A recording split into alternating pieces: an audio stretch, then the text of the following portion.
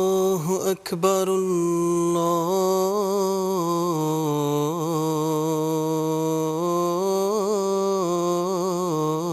الله أكبر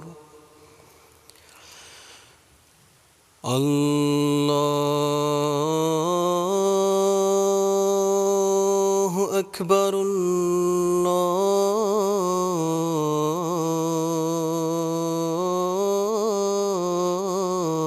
الله أكبر أشهد أن لا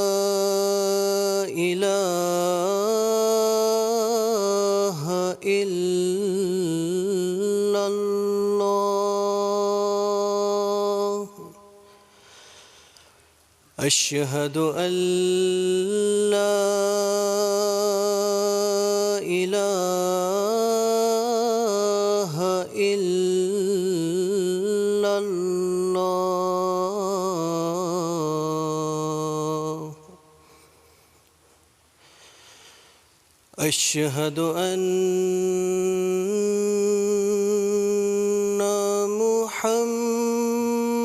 محمدًا رسول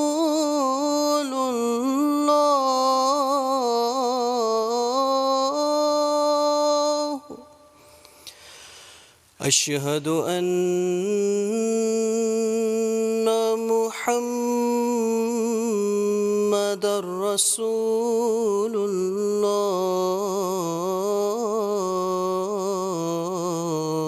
الله حي على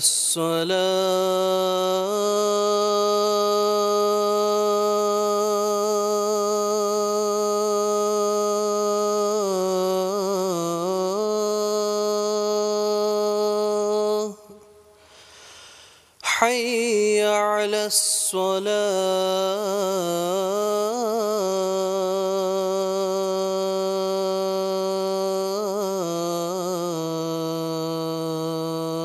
الصلاة حي على الفلاح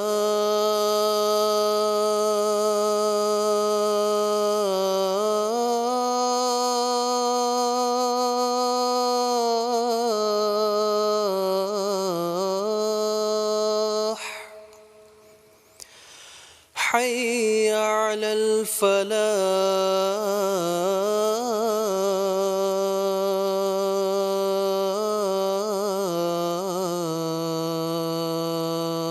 الفلاح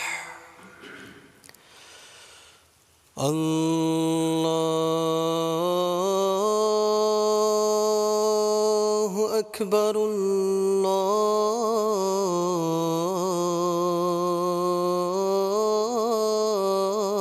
الله أكبر لا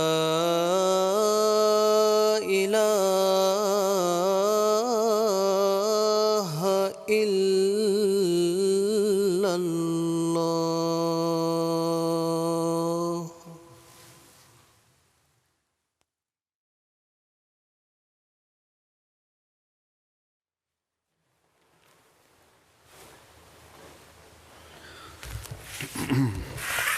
السلام علیکم ورحمۃ اللہ.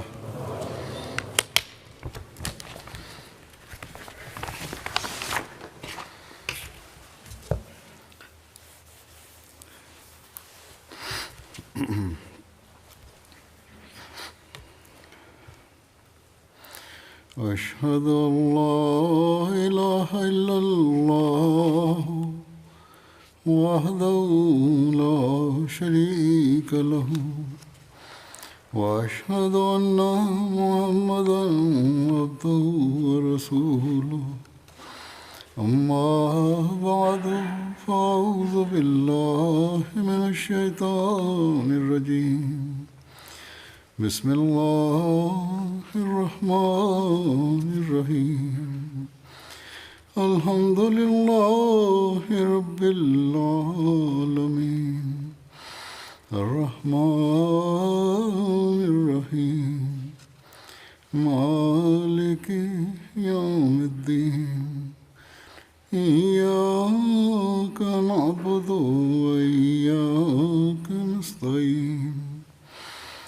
اهدنا الصراط المستقيم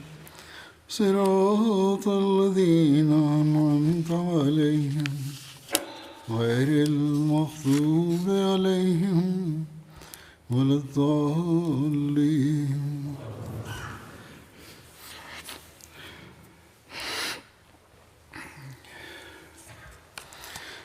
حضرت ابوبکر صدیق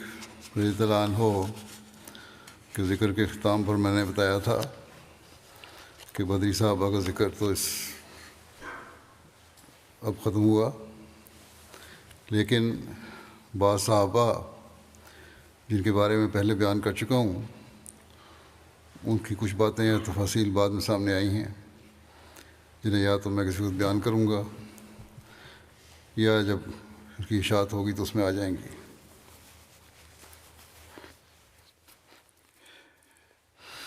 بعض لوگ لکھ رہے ہیں کہ ہمیں بہت فائدہ ہوا اس تاریخ کو سن کر، خطبات میں بھی حصہ بیان ہو جائے، اس لیے میں نے مناسب سمجھا کہ اسے بھی چند خطبات میں بیان کر دوں تاکہ اس ذریعے سے بھی لوگوں کو علم میں یہ باتیں آ جائیں اور زیادہ سے زیادہ لوگ سن سکیں. بہرحال اس ضمن میں پہلا ذکر حضرت حمزہ کا ہے. آپ حضرت صلی اللہ علیہ وسلم کے چچا تھے اور آپ کے بہت پیارے تھے، جس کا اظہار آپ صلی اللہ علیہ وسلم مختلف باتوں اور حضرت حمزہ کی شہادت سے ہوتا ہے. اس وقت کیا رد عمل تھا حضرت صلی اللہ علیہ وسلم کا. ہو سکتا ہے بعض باتیں اجمالاً دوبارہ بھی دہرائی جائیں. روایت میں آتا ہے کہ نبی کریم صلی اللہ علیہ وسلم کو حمزہ نام بہت پسند تھا. حضرت جابر بن عبداللہ رضی اللہ عنہما بیان کرتے ہیں کہ ہم میں سے ایک آدمی کے گھر لڑکا پیدا ہوا تو انہوں نے پوچھا ہم اس کا نام کیا رکھیں. نبی کریم صلی اللہ علیہ وسلم نے فرمایا اس کا نام حمزہ بن عبد المطلب کے نام پر رکھو جو کہ مجھے سب ناموں سے زیادہ پسندیدہ ہے. حضرت حمزہ کی ازواج اور اولاد کے متعلق طبقات الکبریٰ میں لکھا ہے کہ حضرت حمزہ کی ایک شادی ملہ بن مالک جو کہ قبیلہ اوس سے تعلق رکھتے تھے ان کی بیٹی سے ہوئی، جن سے یعلا اور عامر پیدا ہوئے.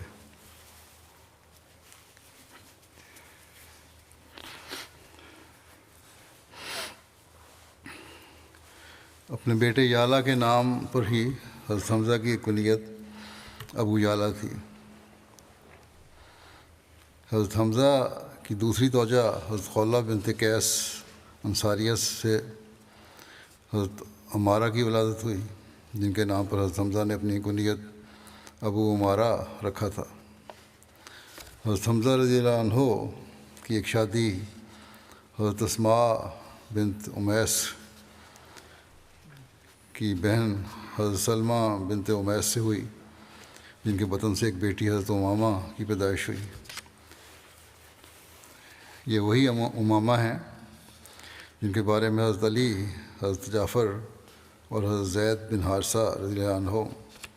عنہم میں نزاع ہوا تھا. ان میں سے ہر ایک یہی چاہتا تھا کہ حضرت امامہ اس کے پاس رہیں، مگر نبی کریم صلی اللہ علیہ وسلم نے حضرت جعفر بن ابی طالب رضی اللہ عنہ کے حق میں فیصلہ فرمایا تھا، کیونکہ حضرت امامہ کی خالہ حضرت اسماء بنت امیس رضی اللہ عنہ حضرت جعفر رضی اللہ عنہ کی زوجیت میں تھیں. حضرت حمزہ کے بیٹے یعلا کی اولاد میں عمارہ، فضل، زبیر، عقیل اور محمد تھے، مگر سب فوت ہو گئے اور حضرت حمزہ کی نہ ہی اولاد زندہ رہی اور نہ ہی نسل چل سکی. حضرت حمزہ کی بیٹی امامہ کے متعلق حضرت علی، حضرت جعفر اور حضرت زید بن حارثہ عنہ کے جس نزاع کا ذکر آیا ہے ابھی، اس کی تفصیل بخاری میں اس طرح آئی ہے۔ حضرت براء بن عازب سے روایت ہے، انہوں نے کہا کہ جب نبی کریم صلی اللہ علیہ وسلم نے ذی القعدہ میں عمرہ کرنے کا ارادہ کیا تو اہل مکہ نے اس بات سے انکار کیا کہ آپ کو مکہ میں داخل ہونے دیں۔ آخر آپ نے ان سے اس شرط پر صلح کی کہ وہ مکے میں آئندہ سال عمرے کو آئیں گے اور 3 دن تک ٹھہریں گے۔ جب صلح نامہ لکھنے لگے تو وہ جس طرح کہ لکھا ہے کہ وہ شرطیں ہیں جن پر محمد رسول اللہ صلی اللہ علیہ وسلم نے صلح کی۔ مکہ والے کہنے لگے کہ ہم اس کو نہیں مانتے، اگر ہم جانتے کہ آپ اللہ کے رسول ہیں آپ کو کبھی نہ روکتے، بلکہ یہاں تم محمد بن عبداللہ ہو۔ آپ نے فرمایا میں اللہ کا رسول بھی ہوں اور محمد بن عبداللہ بھی ہوں۔ آپ نے علی سے فرمایا کہ رسول اللہ کا لفظ مٹا دو۔ علی نے کہا ہرگز نہیں مٹانا، اللہ کی قسم میں آپ کے خطاب کو کبھی نہیں مٹاؤں گا۔ رسول اللہ صلی اللہ علیہ وسلم لکھا ہوا کاغذ لے لیا، اور آپ اچھی طرح لکھنا نہیں جانتے تھے۔ آپ نے یوں لکھا، یہ وہ شرطیں ہیں جو محمد بن عبداللہ نے ٹھہرائیں، مکے میں کوئی ہتھیار نہیں لائیں گے سوائے تلواروں کے جو نیاموں میں ہوں گے، اور مکے والوں میں سے کوئی بھی ساتھ نہیں لے جائیں گے، کسی کو بھی ساتھ نہیں لے جائیں گے اگرچہ وہ ان کے ساتھ جانا چاہے، اور اپنے ساتھیوں میں سے کسی کو بھی نہیں روکیں گے اگر وہ مکے میں ٹھہرنا چاہے۔ خیر جب معاہدے کے مطابق آپ آئندہ سال مکے میں داخل ہوئے اور مدت ختم ہو گئی تو قریش حضرت علی کے پاس آئے اور کہنے لگے کہ اپنے ساتھی یعنی محمد صلی اللہ علیہ وسلم سے کہو کہ اب یہاں سے چلے جائیں کیونکہ مقررہ مدت گزر چکی ہے۔ چنانچہ نبی صلی اللہ علیہ وسلم وہاں سے روانہ ہو گئے۔ حضرت حمزہ کی بیٹی آپ کے پیچھے آئی جو پکار رہی تھی کہ اے چچا اے چچا۔ حضرت علی نے جا کر اسے لے لیا، اس کا ہاتھ پکڑا اور فاطمہ علیہ السلام سے کہا اپنے چچا کی بیٹی کو لے لیں۔ انہوں نے اس کو سوار کر لیا۔ اب علی، زید اور جعفر حمزہ کی لڑکی کی بابت جھگڑنے لگے۔ علی کہنے لگے کہ میں نے اس کو لیا ہے اور میرے چچا کی بیٹی ہے، اور جعفر نے کہا میرے چچا کی بیٹی ہے اور اس کی خالہ میری بیوی ہے، اور زید نے کہا میرے بھائی کی بیٹی ہے۔ پھر نبی صلی اللہ علیہ وسلم نے اس کے متعلق فیصلہ کیا کہ وہ اپنی خالہ کے پاس رہے اور فرمایا خالہ بمنزلہ ماں ہے، اور علی سے کہا تم میرے ہو اور میں تمہارا ہوں، اور جعفر سے کہا تم صورت اور سیرت میں مجھ سے ملتے جلتے ہو، اور زید سے کہا تم ہمارے بھائی ہو اور دوست ہو۔ علی نے کہا کیا آپ حمزہ کی بیٹی سے شادی نہیں کر لیتے؟ تو آپ نے فرمایا کہ وہ میرے دودھ بھائی کی بیٹی ہے، میں اس کا چچا ہوں۔ یہ چھوٹے چھوٹے مسائل بھی ان واقعات میں حل ہو جاتے ہیں۔ بعض وقت میں مقدمے آتے ہیں کہ خالہ کے پاس کیوں جائے، نانی کے پاس کیوں جائے، تو یہ فیصلے ہو گئے یہاں۔ حضرت حمزہ رضی اللہ عنہ کے قبول اسلام کے متعلق روض العنف میں لکھا ہے کہ ابن اسحاق کے علاوہ بعض نے حضرت حمزہ رضی اللہ عنہ کے اسلام لانے کے متعلق ایک بات کا اضافہ کیا ہے۔ حضرت حمزہ رضی اللہ عنہ بیان فرماتے ہیں کہ جب مجھ پر غصہ غالب آ گیا اور میں نے کہہ دیا، یعنی جو اپنی لونڈی کے کہنے پہ جو سارا واقعہ ہوا ہے وہ پہلے بیان ہو چکا ہے کہ میں آپ صلی اللہ علیہ وسلم کے دین پر ہوں، بعد میں مجھے ندامت ہوئی کہ میں نے اپنے آباء و اجداد اور قوم کے دین کو چھوڑ دیا ہے، اور میں نے اس عظیم معاملے کے متعلق شکوک و شبہات میں اس طرح رات گزاری کہ لمحہ بھر سو نہ پایا۔ پھر میں خانہ کعبہ کے پاس آیا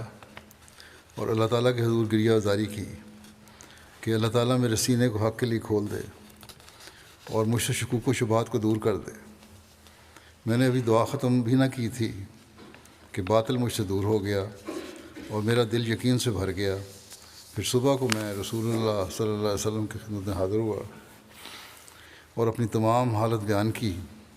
جس پر نبی کریم صلی اللہ علیہ وسلم نے میرے حق میں دعا فرمائی کہ اللہ تعالیٰ مجھے ثبات قدم بخشے۔ حضرت عمار بن ابو عمار سے روایت ہے کہ حضرت حمزہ بن عبد المطلب نے نبی کریم صلی اللہ علیہ وسلم سے عرض کی کہ انہیں جبریل علیہ السلام کی حقیقی شکل میں دکھائیں، تو آپ صلی اللہ علیہ وسلم نے فرمایا کہ تم انہیں دیکھنے کی طاقت نہیں رکھتے۔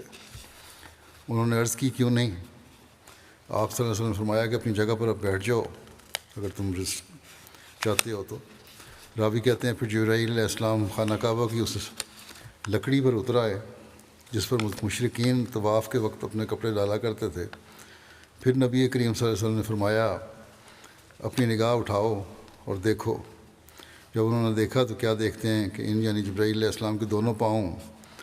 سبز زبرجد کی مانند ہیں۔ پھر وہ غشی کی حالت میں گر پڑے۔ زبرجد بھی قیمتی پتھر ایک ہے، اس کو کہتے ہیں، جو زمرد سے مشابہت رکھتا ہے۔ صفر 2 ہجری میں رسول کریم صلی اللہ علیہ وسلم مہاجرین کی ایک جماعت کے ساتھ مدینہ سے ابوا کی طرف نکلے، جس میں حضرت حمزہ رضی اللہ عنہ نے ہی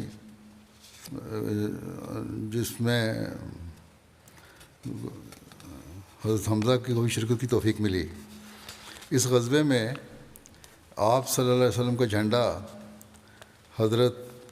حمزہ رضی اللہ عنہ نے ہی اٹھایا ہوا تھا، جو کہ سفید رنگ کا تھا۔ آپ صلی اللہ علیہ وسلم نے اپنے پیچھے حضرت ابو سعد رضی اللہ عنہ، یا ایک روایت کے مطابق حضرت سعد بن عبادہ رضی اللہ عنہ کو مدینہ کا امیر مقرر فرمایا۔ اس سفر میں لڑائی کی نوبت نہیں آئی اور بنو زمرہ کے ساتھ صلح کا معاہدہ طے پا گیا۔ یہ پہلا غزوہ تھا جس میں رسول کریم صلی اللہ علیہ وسلم نے بنفس نفیس شرکت کی۔ اس غزوے کا دوسرا نام ودان بھی ہے۔ اس بارے میں حضرت مرزا بشیر احمد صاحب نصیر خاتون نبیین میں لکھا ہے کہ جہاد بالسیف کی اجازت ہجرت کے دوسرے سال ماہ سفر میں نازل ہوئی، کیونکہ قریش کے خونی ارادوں اور ان کی خطرناک کارروائیوں کے مقابلے میں مسلمانوں کو محفوظ رکھنے کے لیے فوری کارروائی کی ضرورت تھی۔ اس لیے آپ اسی ماہ میں مہاجرین کی ایک جماعت کو ساتھ لے کر اللہ تعالیٰ کا نام لیتے ہوئے مدینہ سے نکل کھڑے ہوئے۔ روانگی سے قبل آپ صلی اللہ علیہ وسلم نے اپنے پیچھے مدینہ میں سعد بن عبادہ رئیس خزرج کو امیر مقرر فرمایا اور مدینہ سے جنوب مغرب کی طرف مکہ کے راستے پر روانہ ہو گئے اور بالآخر مقام ودان تک پہنچے۔ اس علاقے میں قبیلہ بنو زمرہ کے لوگ آباد تھے۔ یہ قبیلہ بنو کنانہ کے ایک شاخ تھا، اور اس طرح گویا یہ لوگ قریش کے چچا بھائی تھے۔ یہاں پہنچ کر حضرت صلی اللہ علیہ وسلم نے قبیلہ بنو زمرہ کے رئیس کے ساتھ بات چیت کی اور باہم رضامندی سے آپس میں ایک معاہدہ ہو گیا، جس کی شرطیں یہ تھیں کہ بنو زمرہ مسلمانوں کے ساتھ دوستانہ تعلقات رکھیں گے اور مسلمانوں کے خلاف کسی دشمن کی مدد نہیں کریں گے، اور جب حضرت صلی اللہ علیہ وسلم ان کو مسلمانوں کی مدد کے لیے بلائیں گے تو فوراً آ جائیں گے۔ دوسری طرف آپ نے مسلمانوں کی طرف سے یہ عہد کیا کہ مسلمان قبیلہ بنو زمرہ کے ساتھ دوستانہ تعلقات رکھیں گے اور بوقت ضرورت ان کی مدد کریں گے۔ یہ معاہدہ باقاعدہ لکھا گیا اور فریقین کے اس پر دستخط ہوئے، اور 15 دن کی غیر حاضری کے بعد حضرت صلی اللہ علیہ وسلم تشریف لے آئے۔ غزوہ ودان کا دوسرا نام غزوہ ابوا بھی ہے، کیونکہ ودان کے قریب ہی ابوا کی بستی بھی ہے، اور یہ مقام جہاں حضرت صلی اللہ علیہ وسلم کی والدہ ماجدہ کا انتقال ہوا تھا، یہ وہ مقام ہے۔ مورخین لکھتے ہیں کہ حضرت صلی اللہ علیہ وسلم کو اس غزوے میں بنو زمرہ کے ساتھ قریش مکہ کا بھی خیال تھا۔ اس کا مطلب یہی ہے کہ دراصل آپ کی یہ مہم قریش کی خطرناک کارروائیوں کے سد باب کے لیے تھی، اور اس میں زہریلے اور خطرناک اثر کا ازالہ مقصود تھا، جو قریش کے قافلے وغیرہ مسلمانوں کے خلاف قبائل عرب میں پیدا کر رہے تھے، اور جس کی وجہ سے مسلمانوں کی حالت ان ایام میں بہت نازک ہو رہی تھی۔ حضرت حمزہ نے اس غزوے میں جھنڈا اٹھایا ہوا تھا وسلم کا۔ جمادی الاولیٰ 2 ہجری میں پھر قریش مکہ کی طرف سے کوئی خبر پا کر آپ صلی اللہ علیہ وسلم مہاجرین کی ایک جماعت کے ساتھ، جن کی تعداد 150 یا 200 بیان ہوئی ہے، مدینہ سے عشیرہ کی طرف نکلے اور اپنے پیچھے اپنے رضائی بھائی ابو سلمہ بن عبد الاسد کو امیر مقرر فرمایا۔ اس غزوے میں بھی نبی کریم صلی اللہ علیہ وسلم کا سفید رنگ کا جھنڈا حضرت حمزہ رضی اللہ عنہ نے اٹھایا ہوا تھا۔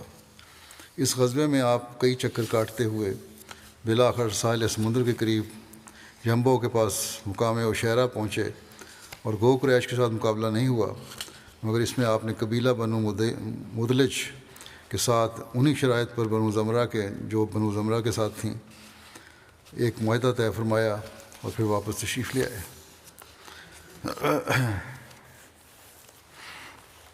جنگ بدر میں انفرادی لڑائی میں جو مبارز طلبی کا ذکر ہے یہ پہلے بیان ہو چکا ہے مختلف حدیثوں کے حوالے سے۔ حضرت مرزا بشیر احمد صاحب نے اس کی تفصیل اس طرح لکھی ہے کہ جب فوجیں بالکل ایک دوسرے کے سامنے تھیں مگر قدرت الہی کا عجیب تماشا ہے کہ اس وقت لشکروں کے کھڑے ہونے کی ترتیب ایسی تھی کہ اسلامی لشکر قریش کو اصلی تعداد سے زیادہ بلکہ 2 گنا نظر آتا تھا، جس کی وجہ سے کفار مرعوب ہو جاتے تھے، اور دوسری طرف قریش کا لشکر مسلمانوں کو ان کی اصل تعداد سے کم نظر آتا تھا، جس کے نتیجے میں مسلمانوں کے دل بڑھے ہوئے تھے۔ قریش کی یہ کوشش تھی کہ کسی طرح اسلامی لشکر کی تعداد کا صحیح پتہ لگ جاوے تو وہ چھوٹے ہوئے دلوں کو سہارا دے سکے۔ اس کے لیے رؤساء قریش نے عمیرہ بن وہب کو بھیجا کہ اسلامی لشکر کے چاروں طرف گھوڑا دوڑاؤ اور دیکھو کہ ان کی تعداد کتنی ہے، آیا ان کے پیچھے کوئی کمک تو مخفی نہیں ہے۔ چنانچہ عمیر نے گھوڑے پر سوار ہو کر مسلمانوں کا ایک چکر کاٹا، مگر اسے مسلمانوں کی شکل و صورت سے ایسا جلال اور عزم اور موت سے ایسی بے پرواہی نظر آئی کہ وہ سخت مرعوب ہو کر لوٹا اور قریش سے مخاطب ہو کر کہنے لگا کہ مجھے کوئی مخفی کمک وغیرہ تو نظر نہیں آئی، لیکن اے معاشر قریش، میں نے دیکھا ہے کہ مسلمانوں کے لشکر میں گویا اونٹنیوں کے کجاووں نے اپنے اوپر آدمیوں کو نہیں بلکہ موتوں کو اٹھایا ہوا ہے، اور یثرب کی سانڈنیوں پر گویا ہلاکتیں سوار ہیں۔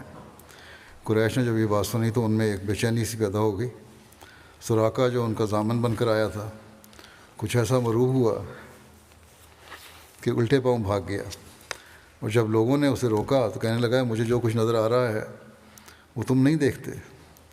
حکیم بن حزام نے عمیر کی رائے سنی تو گھبرایا ہوا عتبہ بن ربیعہ کے پاس آیا اور کہنے لگا کہ اے عتبہ، تم محمد صلی اللہ علیہ وسلم سے آخر عمر حضرمی کا بدلہ ہی چاہتے ہو، وہ تمہارا حلیف تھا، کیا ایسا نہیں ہو سکتا کہ تم اس کی طرف سے خون بہا ادا کر دو اور قریش کو لے کر واپس لوٹ جاؤ؟ اس میں ہمیشہ کے لیے تمہاری نیک نامی رہے گی۔ عتبہ جو خود گھبرایا ہوا تھا اور کیا چاہیے تھا جھٹ بولا کہ ہاں میں راضی ہوں۔ پھر حکیم کہا کہ حکیم دیکھو تو یہ مسلمان اور ہم آخر آپس میں رشتہ دار ہی تو ہیں، کیا یہ اچھا لگتا ہے کہ بھائی بھائی پر تلوار اٹھائے اور باپ بیٹے پر؟ تم ایسا کرو کہ ابھی ابو الحکم یعنی ابو جہل کے پاس جاؤ اور اس کے ساتھ یہ تجویز پیش کرو، اور ادھر عتبہ نے خود اونٹ پر سوار ہو کر اپنی طرف سے لوگوں کو سمجھانا شروع کر دیا کہ رشتہ داروں میں لڑائی ٹھیک نہیں ہے، ہمیں واپس لوٹ جانا چاہیے اور محمد صلی اللہ علیہ وسلم کو اس کے حال پر چھوڑ دینا چاہیے کہ وہ دوسرے قبائل عرب کے ساتھ نبٹتا رہے، جو نتیجہ ہوگا دیکھا جائے گا، اور پھر تم دیکھو گے کہ ان مسلمانوں کے ساتھ لڑنا بھی کوئی آسان کام نہیں ہے، کیونکہ خواہ تم مجھے بزدل کہو، حالانکہ میں بزدل نہیں ہوں، مجھے تو یہ لوگ موت کے خریدار نظر آتے ہیں۔ حضرت صلی اللہ علیہ وسلم نے دور سے عتبہ کو دیکھا تو فرمایا اگر لشکر کفار میں سے کسی میں شرافت ہے تو اس سرخ اونٹ کے سوار میں ہے، اور اگر یہ لوگ اس کی بات مان لیں تو ان کے لیے اچھا ہو۔ لیکن جب حکیم بن حزام ابو جہل کے پاس آیا اور اس سے یہ تجویز بیان کی تو وہ فرعون امت بھلا ایسا باتوں میں کب آنے والا تھا، چھوٹتے ہی بولا کہ اچھا اب عتبہ کو اپنے سامنے اپنے رشتہ دار نظر آنے لگے ہیں۔ اور پھر اس نے عمر حضرمی کے بھائی عامر حضرمی کو بلا کر کہا کہ تم نے سنا کہ تمہارا حلیف عتبہ کیا کہتا ہے، اور وہ بھی اس وقت جب کہ تمہارے بھائی کا بدلہ گویا ہاتھ میں آیا ہوا ہے۔ عامر کی آنکھوں میں خون اتر آیا اور اس نے عرب کے قدیم دستور کے مطابق اپنے کپڑے پھاڑ کر اور ننگا ہو کر چلانا شروع کیا کہ ہائے افسوس میرا بھائی بغیر انتقام کے رہا جاتا ہے، ہائے افسوس میرا بھائی بغیر انتقام کے رہا جاتا ہے۔ اس صحرائی آواز نے لشکر قریش کے سینوں میں عداوت کے شعلے بلند کر دیے اور جنگ کی بھٹی اپنے پورے زور سے دیکھنے لگی۔ بہرحال ابو جہل کے تانے نے عتبہ کے تن بدن میں بھی آگ لگا دی۔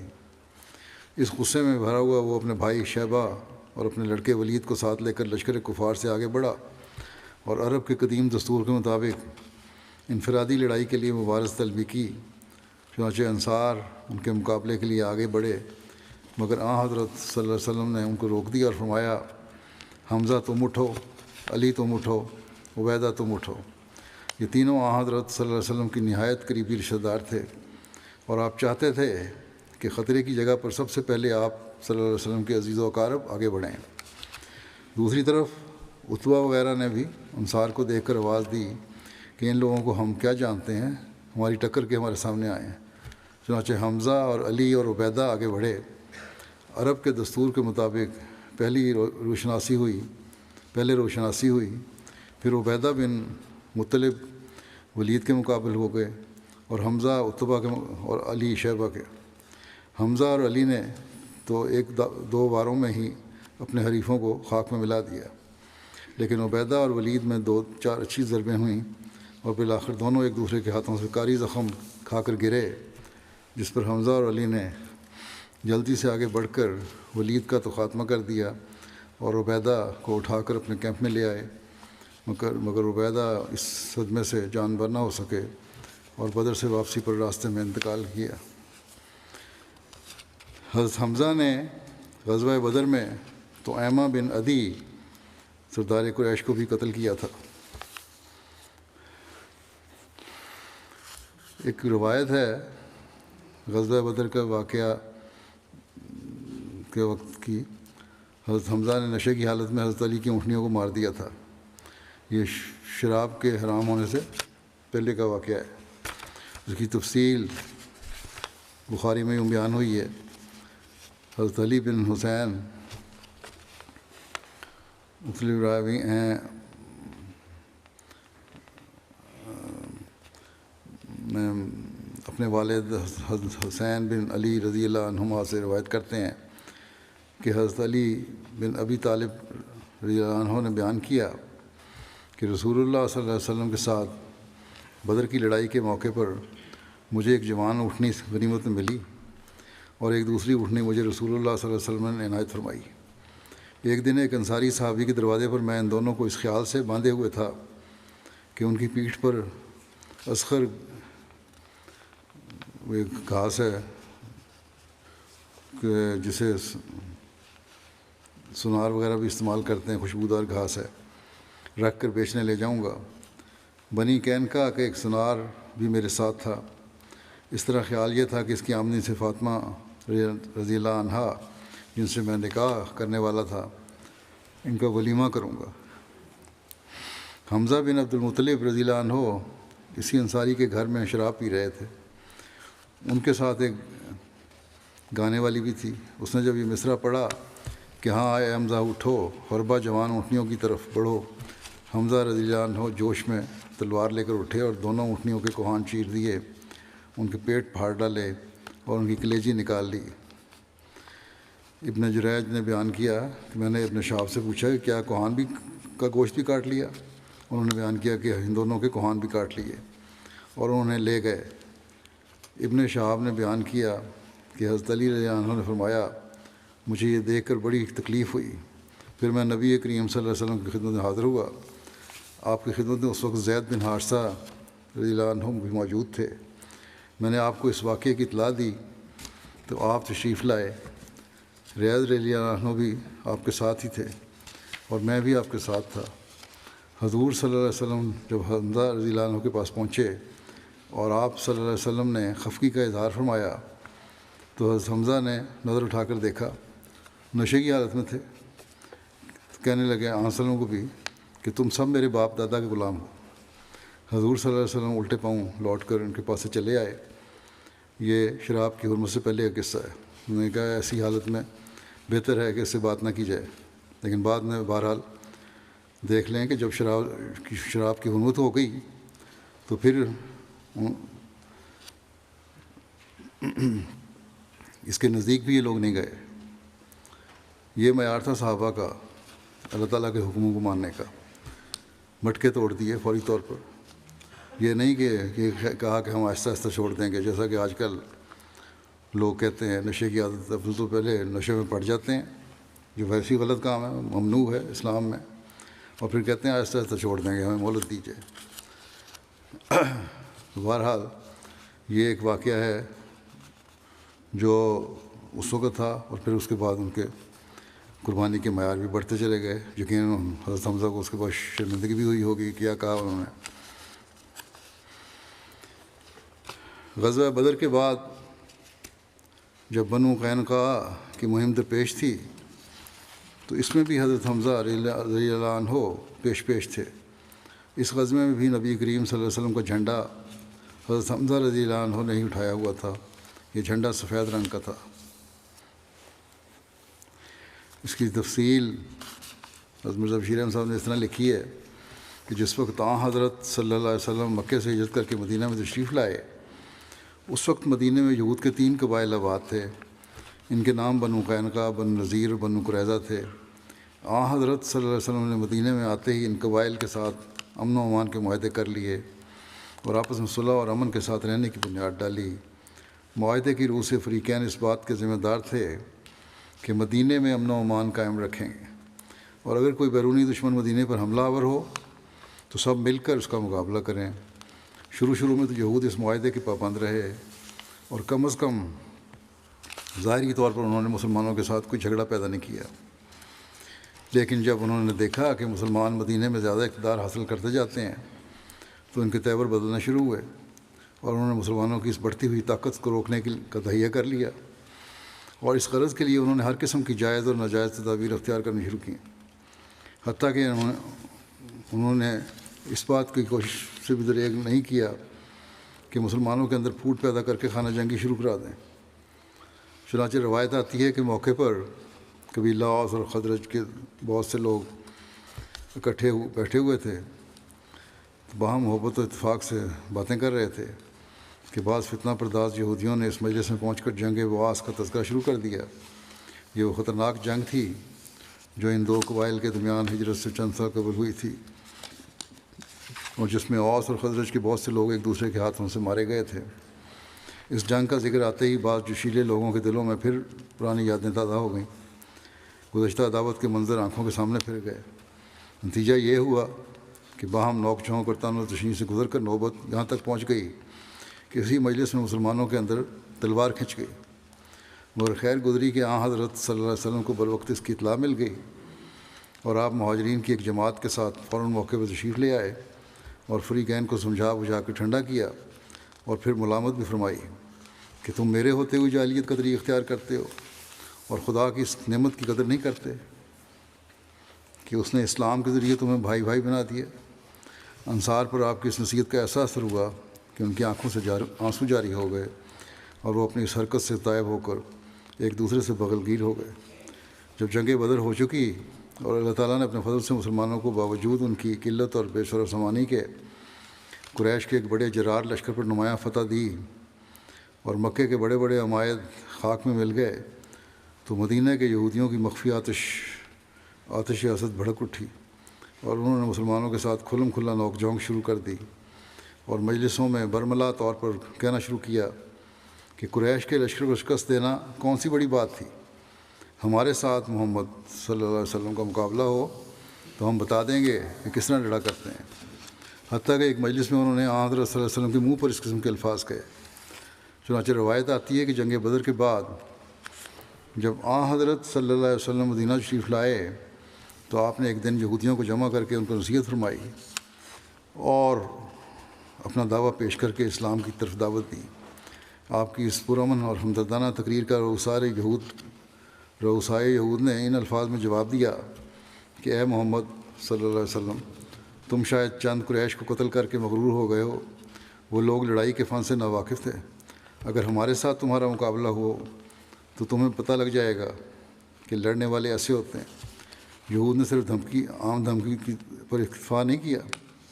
بلکہ ایسا معلوم ہوتا ہے کہ انہوں نے حضرت صلی اللہ علیہ وسلم کے قتل کے منصوبے بھی شروع کر دیے تھے، کیونکہ روایت آتی ہے کہ جب ان دنوں میں طلحہ بن برا جو ایک مخلص صحابی تھے فوت ہونے لگے تو انہوں نے وصیت کی کہ اگر میں رات کو مروں تو نماز جنازہ کے لیے حضرت صلی اللہ علیہ وسلم کو اطلاع نہ دی جاوے، تا ایسا نہ ہو کہ میری وجہ سے آپ پر یہود کی طرف سے کوئی حادثہ گزر جاوے۔ الغرض جنگ بدر کے بعد یہود نے کھلم کھلا شرارت شروع کر دی، اور چونکہ مدینہ کے یہود میں بنو قینقاع سب میں زیادہ طاقتور اور بہادر تھے، اس لیے سب سے پہلے انہی کی طرف سے شکنی شروع ہوئی۔ چنانچہ مورخین لکھتے ہیں کہ مدینہ کے یہودیوں میں سب سے پہلے بنو قینقاع نے اس معاہدے کو توڑا جو ان کے اور حضرت صلی اللہ علیہ وسلم کے درمیان ہوا تھا، اور بدر کے بعد انہوں نے بہت سرکشی شروع کر دی اور برملات اور بغض و حسد کا اظہار کیا اور عہد و پیمان کو توڑ دیا، مگر باوجود اس قسم کی باتوں کے مسلمانوں نے اپنے آقا کی ہدایت کے متحد ہر طرح سے صبر سے کام لیا اور اپنی طرف سے کوئی پیش دستی نہیں ہونے دی، بلکہ حدیث میں آتا ہے کہ اس معاہدے کے بعد یہود کے ساتھ جو ہوا تھا حضرت صلی اللہ علیہ وسلم خاص طور پر یہود کی دلداری کا خیال رکھتے تھے۔ چنانچہ ایک دفعہ ایک مسلمان اور ایک یہودی میں کچھ اختلاف ہو گیا۔ حضرت موسیٰ کی تمام انبیاء پر فضیلت بیان کی، صحابی کو اس پر غصہ آیا اور اس نے یہودی کے ساتھ کچھ سختی کی اور حضرت صلی اللہ علیہ وسلم کو افضل الرسول بیان کیا۔ جب حضرت صلی اللہ علیہ وسلم کو اس واقعے کی اطلاع ہوئی تو اپنا راز ہوئے اور اس صحابی کو ملامت فرمائی اور کہا کہ تمہارا یہ کام نہیں کہ تم خدا کے رسولوں کی ایک دوسرے پر فضیلت بیان کرو۔ پھر آپ نے موسیٰ کی ایک جزوی فضیلت بیان کر کے یہودی کی دلداری فرمائی، مگر باوجود اس دلدارانہ سلوک کے یہودی اپنی شرارت میں ترقی کرتے گئے اور بالآخر یہود کی طرف سے ہی جنگ کا باعث پیدا ہوا اور ان کی قلبی عداوت ان کے سینوں میں سما نہ سکی، اور یہ اس طرح پر ہوا کہ ایک مسلمان خاتون بازار میں ایک یہودی کی دکان پر کچھ سودا خریدنے کے لیے گئی۔ بعض شریر یہودیوں نے جو اس وقت اس دکان پر بیٹھے ہوئے تھے اسے نہایت اوباشانہ طریق پر چھیڑا، اور خود دکاندار نے شرارت کی کہ اس عورت کی تہہ بند کے نچلے کونے کو اس کی بے خبری کی حالت میں کسی کانٹے وغیرہ سے اس کی پیٹھ کے کپڑے سے ٹانگ دیا۔ نتیجہ یہ ہوا کہ جب وہ عورت ان کے اوباشانہ طریق کو دیکھ کر وہاں سے اٹھ کر لوٹنے لگی تو وہ ننگی ہو گئی۔ اس پر اس یہودی دکاندار اور اس کے ساتھیوں نے زور سے کہکا لگایا اور ہنسنے لگے۔ مسلمان خاتون نے شرم کے مارے ایک چیخ ماری اور مدد چاہی۔ اتفاق سے ایک مسلمان اس وقت قریب موجود تھا، وہ لپک کر موقع پر پہنچا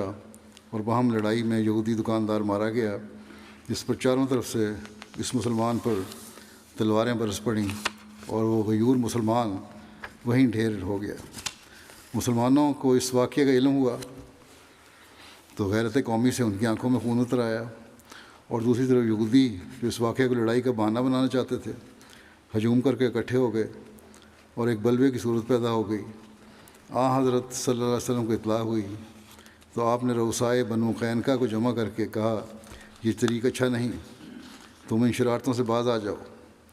اور خدا سے ڈرو۔ انہوں نے بجائے اس کے کہ اظہار افسوس اور ندامت کرتے اور معافی کے طالب بنتے،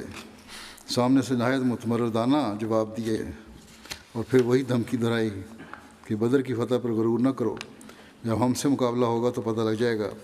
کہ لڑنے والے ایسے ہوتے ہیں۔ ناچار آپ صحابہ کی ایک جمعیت کو ساتھ لے کر بنو قینقاع کے قلعوں کی طرف روانہ ہو گئے۔ اب یہ آخری موقع تھا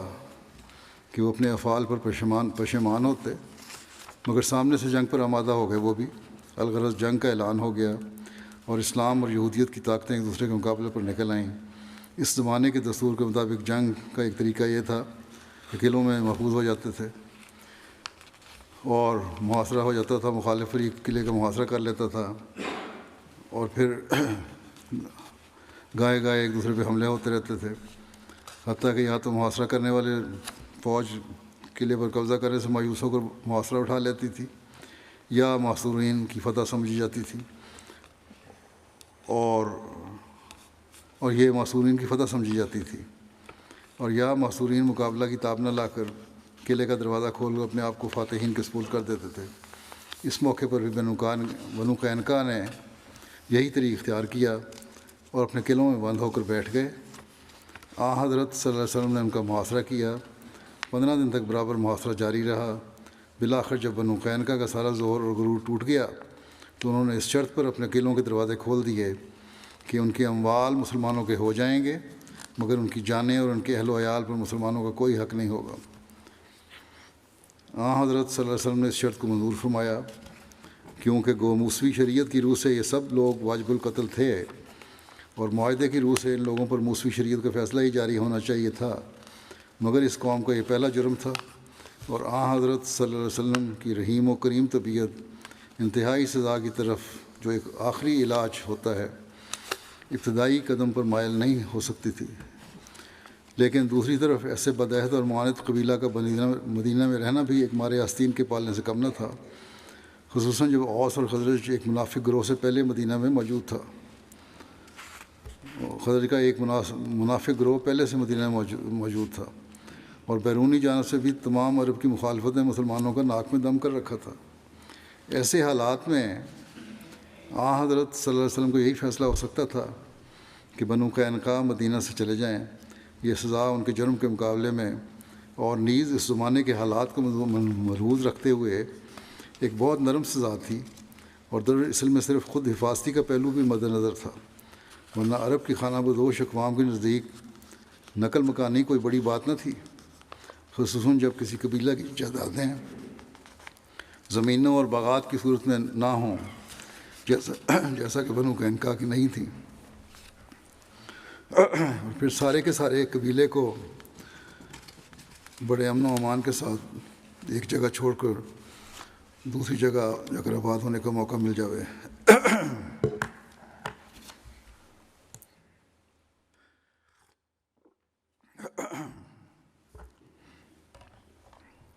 چنانچہ بنو قینقاع بڑے اطمینان کے ساتھ مدینہ چھوڑ کر شام کی طرف چلے گئے۔ ان کی روانگی کے متعلق ضروری اہتمام اور نگرانی وغیرہ کا کام حضرت صلی اللہ علیہ وسلم نے اپنے صحابی عبادہ بن صامت کے سپرد فرمایا تھا، جو ان کے حلفاء میں سے تھے۔ چنانچہ عبادہ بن صامت چند منزل تک بنو قینقاع کے ساتھ گئے اور انہیں حفاظت کے ساتھ آگے روانہ کر کے واپس لوٹ آئے۔ مال غنیمت جو مسلمانوں کے ہاتھ آیا وہ صرف آلات حرب، جنگ کے آلات، سامان اور پیشہ زرگری کے پیشے کے آلات تھے۔ بنو قینقاع کے متعلق بعض روایتوں میں ذکر آتا ہے کہ جب ان لوگوں نے اپنے قلعوں کے دروازے کھول کر اپنے آپ کو حضرت صلی اللہ علیہ وسلم کو سپرد کر دیا تو ان کی بدعہدی اور بغاوت اور شرارتوں کی وجہ سے آپ صلی اللہ علیہ وسلم کا ارادہ ان کے جنگجو مردوں کو قتل کر دینے کا تھا، مگر عبداللہ بن ابی سلول رئیس منافقین کی سفارش پر آپ نے یہ ارادہ ترک کر دیا، لیکن اس بات کی کوئی ثبوت نہیں ہے۔ روایات کو صحیح نہیں محققین سمجھتے، کیونکہ جب دوسری روایت میں صریحاً مذکور ہے کہ بنو قینقاع نے اس شرط پر دروازے کھولے تھے کہ ان کی اور ان کے اہل و عیال کی جان بخشی کی جائے گی، تو یہ ہرگز نہیں ہو سکتا تھا کہ حضرت صلی اللہ علیہ وسلم اس شرط کو قبول کر لینے کے بعد دوسرا طریقہ اختیار فرماتے اور پھر بھی قتل کرنے کی کوشش فرماتے ہیں، تو اس لیے بالکل غلط بات ہے یہ۔ البتہ بنو قینقاع کی طرف سے جان بخشی کی شرط کا پیش ہونا اس بات کو ظاہر کرتا ہے کہ وہ خود ہی سمجھتے تھے کہ ان کی اصل سزا قتل ہی ہے، مگر وہ حضرت صلی اللہ علیہ وسلم سے رحم کے طالب تھے، اور یہ وعدہ لینے کے بعد اپنے قلعے کا دروازہ کھولنا چاہتے تھے کہ ان کے قتل کی سزا نہیں دی جائے گی، لیکن گو حضرت صلی اللہ علیہ وسلم اپنے رحیم النفسی سے انہیں معاف کر دیا تھا، مگر معلوم ہوتا ہے خدا تعالیٰ کی نظر میں یہ لوگ اپنی بدعمالی اور جرائم کی وجہ سے اب دنیا کے پردے پر زندہ چھوڑے جانے کے قابل نہیں تھے۔ چنانچہ روایت میں آتا ہے کہ جس جگہ یہ لوگ جلا وطن ہو کر گئے وہاں انہیں ابھی 1 سال کا عرصہ بھی نہ گزرا تھا کہ ان میں کوئی ایسی بیماری پڑی کہ سارے کا سارا قبیلہ اس کا شکار ہو کر پیوند خاک ہو گیا، ختم ہو گیا۔ غزوہ بنو قینقاع ذوالحجہ 2 ہجری میں ہوا تھا۔ بہرحال حضرت حمزہ اس میں علمبردار تھے۔ حضرت حمزہ کی شہادت کے بارے میں احد میں شہید ہوئے تھے، یہ پہلے بیان ہو چکا ہے۔ اس کی خبر اللہ تعالیٰ نے پہلے ہی حضرت صلی اللہ علیہ وسلم کو بذریعہ رویا دے دی تھی۔ چنانچہ حضرت انس بن مالک رضی اللہ عنہ سے روایت ہے کہ رسول کریم صلی اللہ علیہ وسلم نے رویا میں دیکھا کہ آپ صلی اللہ علیہ وسلم نے فرمایا، میں نے رویا میں دیکھا کہ ایک مینڈے کا پیچھا کر رہا ہوں اور یہ کہ میری تلوار کا کنارہ ٹوٹ گیا ہے۔ تو میں نے یہ تعبیر کی کہ قوم کے مینڈے کو قتل کروں گا، یعنی ان کے سپہ سالار کو، اور تلوار کے کنارے کی تعبیر میں نے یہ کی کہ میرے خاندان کا کوئی آدمی ہے۔ پھر حضرت حمزہ کو شہید کر دیا گیا اور رسول اللہ صلی اللہ علیہ وسلم نے طلحہ کو قتل کیا جو کہ مشرکین کا علم بردار تھا۔ حضرت حمزہ کا مسئلہ کیا گیا تھا، شکل بگاڑی گئی تھی، ناک کان کاٹے گئے تھے، ان کا پیٹ چاک کیا گیا تھا۔ جب نبی کریم صلی اللہ علیہ وسلم نے ان کی حالت دیکھی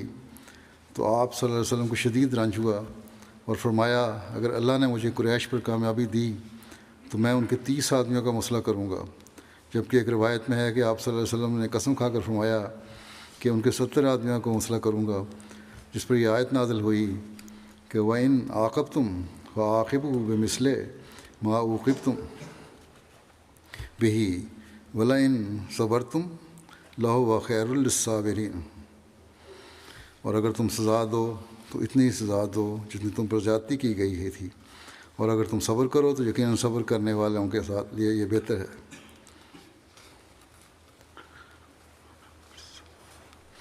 اس پر رسول اللہ صلی اللہ علیہ وسلم نے فرمایا کہ صبر کریں گے اور اپنی قسم کو کفارہ ادا کر دیا۔ حضرت ابن عباس رضی اللہ عنہما بیان کرتے ہیں کہ رسول اللہ صلی اللہ علیہ وسلم نے فرمایا، کل رات جب میں جنت میں داخل ہوا، نظارہ دیکھا آپ نے، تو میں نے دیکھا کہ جعفر فرشتوں کے ساتھ پرواز کر رہے ہیں جبکہ حمزہ تخت پر ٹیک لگائے ہوئے ہیں۔ حضرت انس رضی اللہ عنہ سے روایت ہے کہ رسول اللہ صلی اللہ علیہ وسلم احد کے دن حضرت حمزہ کے پاس سے گزرے، ان کا ناک اور کان کاٹے گئے تھے اور مسئلہ کیا گیا تھا۔ اس پر فرمایا، اگر مجھے صفیہ کے رنج و غم کا خیال نہ ہوتا تو میں ان کو یوں ہی چھوڑ دیتا، یہاں تک کہ اللہ ان کو پرندوں اور درندوں کے پیٹوں سے ہی اٹھالتا۔ پھر آپ رضی اللہ عنہ کو ایک چادر میں کفن دیا گیا۔ حضرت صلی اللہ علیہ وسلم کا حضرت حمزہ کی شہادت اور آپ کی لاش کو دیکھ کر جذبات کا اظہار اور صبر کا نمونہ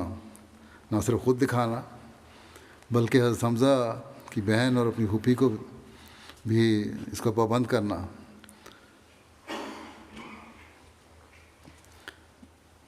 جس کا کچھ ذکر پہلے بھی ہو چکا ہے۔ پھر نوح کرنے والی انصاری عورتوں کو نوح کرنے سے روکنے کا واقعہ ہے۔ اس واقعے کو خلیفۃ مسیح رابع نے اپنے خلافت سے پہلے کی ایک جلسہ سالانہ کی تقریر میں بیان فرمایا تھا،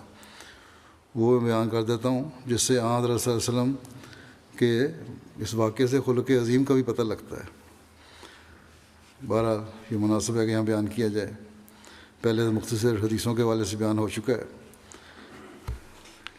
فرماتے ہیں کہ حضور صلی اللہ علیہ وسلم کو حضرت حمزہ سے جو پیار تھا، اس کا اظہار ان الفاظ سے ہوتا ہے جو احد کی شام حضور صلی اللہ علیہ وسلم نے حضرت حمزہ کی ناش پر کھڑے ہو کر فرمائے۔ آپ نے فرمایا، اے حمزہ، مجھے آج جو غصہ ہے اور جو تکلیف تیرے مقتل پر کھڑے ہو کر پہنچی ہے، اللہ آئندہ کبھی مجھے ایسی تکلیف نہ دکھائے گا۔ اس وقت آپ کی پھوپھی حضرت صفیہ حضرت حمزہ کی بہن بھی یہ خبر سن کر وہاں چلی آئیں، تو اس خوف سے کہ کہیں صبر کا دامن ان کے ہاتھ سے نہ چھوٹ جائے، پہلے تو آپ نے انہیں ناش دیکھنے کی اجازت نہ دی، لیکن جب انہوں نے صبر کا وعدہ کیا تو اجازت فرما دی۔ بہرحال آپ حضرت حمزہ کے مقتل پر حاضر ہوئیں اور شیر خدا اور شیر رسول اپنے پیارے بھائی کی لاش اس حالت میں سامنے پڑی دیکھی کہ ظالموں نے سینہ پھاڑ کر کلیجہ نکال لیا تھا اور چہرے کے نقوش بھی بری طرح بگاڑ دیے تھے، ہر چند کے سینہ غم سے بیٹھا جاتا تھا۔ حضرت صفیہ اپنے صبر کے وعدے پر قائم رہیں اور ایک کلمہ بے صبری کا منہ سے نکلنے نہ دیا، لیکن آنسوؤں پر کسے اختیار تھا، انا للہ پڑھا اور روتے روتے وہیں بیٹھ گئیں۔ حالت یہ تھی کہ غمزدہ خاموش آنکھوں سے آنسوؤں کی جھڑی لگی ہوئی تھی۔ راوی کہتا ہے کہ حضور بھی پاس بیٹھ گئے، آپ کی آنکھوں سے بھی بے اختیار آنسو جاری ہو گئے۔ جب حضرت صفیہ کے آنسو مدھم پڑتے تو حضور صلی اللہ علیہ وسلم کے آنسو بھی مدھم پڑ جاتے، جب حضرت صفیہ کے آنسو تیز ہوتے تو حضور صلی اللہ علیہ وسلم کے آنسو بھی تیز ہو جاتے۔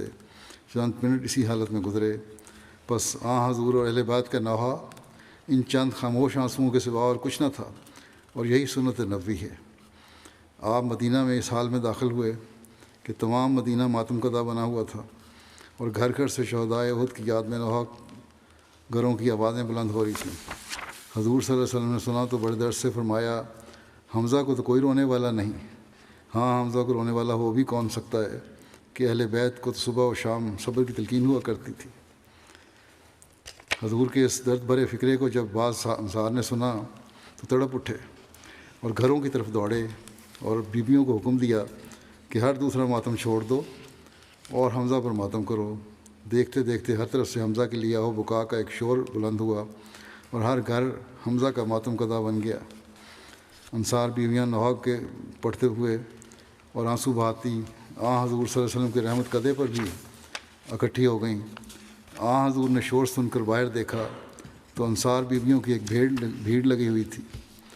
حضور نے ان کی ہمدردی پر ان کو دعا دی اور شکریہ ادا کیا، لیکن ساتھ ہی فرمایا کہ مردوں پر نوحہ کرنا جائز نہیں، بس اس دن سے نوحے کی رسم متروک کر دی گئی۔ حضور صلی اللہ علیہ وسلم کے قدموں پر ہماری جان نثار ہوں۔ کس شان کا معلم اخلاق تھا جو روحانیت کے آسمان سے ہمیں دین سکھانے نازل ہوا۔ کیسا صاحب بصیرت اور زیرک تھا یہ نصیحت کرنے والا جس کی نظر انسانی فطرت کے پاتال تک اتر جاتی تھی۔ اگر اس وقت حضور صلی اللہ علیہ وسلم انصار بیویوں کو نوحہ کرنے سے منع فرما دیتے جب وہ اپنے شہیدوں کا نوحہ کر رہی تھیں تو شاید بعض دلوں پر یہ شاک گزرتا اور یہ صبر ان کے لیے صبر آزما ہو جاتا۔ لیکن دیکھو کیسے حکیمانہ انداز میں آپ نے پہلے ان کے ماتم کا رخ اپنے چچا حمزہ کی طرف پھیرا، پھر جب نوحہ سے منع فرمایا تو گویا اپنے چچا کے نوحہ سے منع فرمایا۔ اللہ کا انتخاب ہے۔ دیکھو اپنی مخلوق کے لیے کس شان کا نصیحت کرنے والا بھیجا اللہ تعالیٰ نے، جو انسانی فطرت کی باریکیوں اور لطافتوں سے خوب آشنا تھا اور اپنے غلاموں کے لطیف جذبات کا کیسا خیال رکھنے والا تھا۔ حضور کی ان حسین اداؤں پر جب نظر پڑتی ہے تو دل سینے پہ اچھلتا ہے اور فریفتہ ہونے لگتا ہے، اور بے اختیار دل سے یہ بات اٹھتی ہے کہ ہماری جانیں، ہمارے اموال، ہماری اولادیں تیرے قدموں کے نثار۔ اے اللہ کے رسول، تجھ پر لاکھوں درود اور کروڑوں سلام۔ اے وہ کہ جس کے حسن و احسان کا سمندر بے کنارہ تھا اور لافانی تھا۔ اے اللہ کے رسول، تجھ پر لاکھوں درود اور کروڑوں سلام۔ زمین و آسمان کے واحد و یگانہ خدا کی قسم، زمین و آسمان میں اس کی تمام مخلوق میں تو واحد اور یگانہ ہے، تجھ سے کوئی تھا نہ ہے نہ ہوگا۔ تو حمزہ کے ذکر میں حضرت صلی اللہ علیہ وسلم کے اس اسوے کا بھی ذکر ہو گیا۔ یہی یہاں اختتام ہے۔ میں اب چند جو دوسرے جو ہیں ان کا ذکر انشاءاللہ آئندہ کروں گا۔ پرسوں نیا سال بھی انشاءاللہ شروع ہو رہا ہے۔ دعائیں کریں اللہ تعالیٰ نیا سال کو برکات لے کر ان کی ساری برکات سے ہمیں نوازے، جماعت کے لیے بھی ہر لحاظ سے بابرکت ہو، دشمن کے تمام منصوبوں کو اللہ تعالیٰ خاک میں ملا دے، اور دنیا میں پھیلی ہوئی جماعتوں کو اللہ تعالیٰ پہلے سے بڑھ کر اپنے مقصد پیدائش کو پورا کرنے کی توفیق عطا فرمائے۔ اسی طرح دنیا عمومی طور پر دعا کریں دنیا کے لیے، جنگوں سے اللہ تعالیٰ ان کو بچائے، حالات خطرناک سے خطرناک ہوتے جا رہے ہیں اور تباہی منہ کھولے کھڑی ہے، کچھ پتہ نہیں، ہر ایک اپنے مفادات چاہتا ہے۔ اللہ تعالیٰ ہی رحم فرمائے، اور اپنے مظلوم بھائیوں کے لیے بھی بہت دعائیں کریں کہ اللہ تعالیٰ آئندہ سال میں ہر قسم کے ظلم اور تعدی سے جماعت احمدیہ کو محفوظ رکھے۔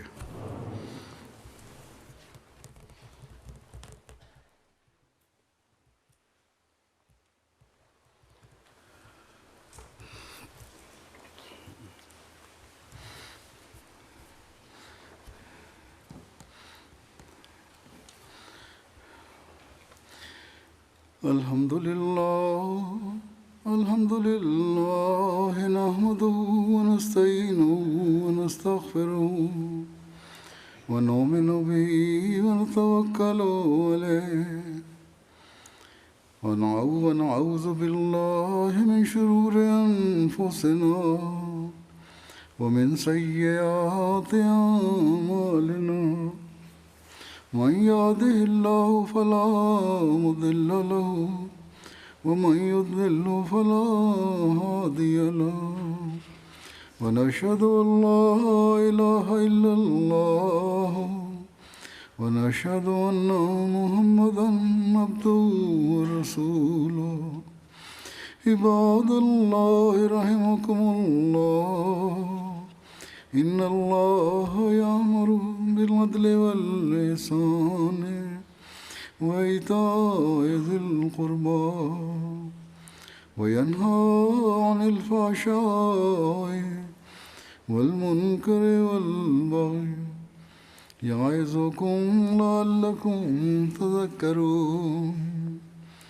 اذكروا الله يذكركم وادعوه يستجب لكم ولذكر الله أكبر